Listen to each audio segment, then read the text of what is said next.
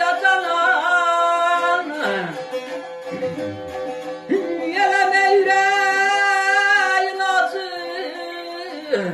üzü bakam taşıyor yamana dünyayı.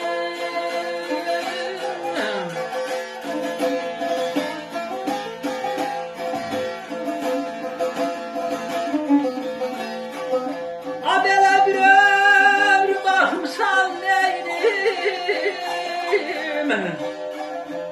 gelemey bana gazı,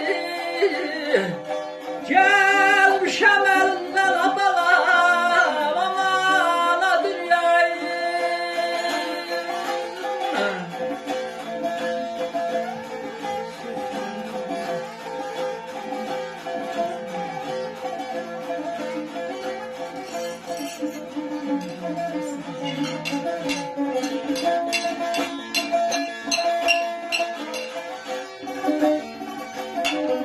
Diyorum kime rahmet salatalım,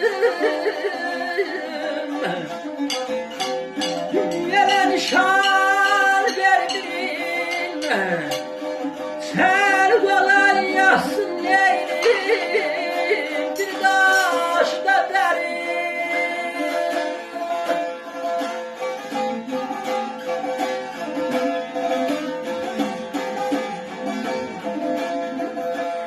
Abele yavruda bal kendimden eyma yerler, yelemeyde de şamşirin koymadın yurdumda.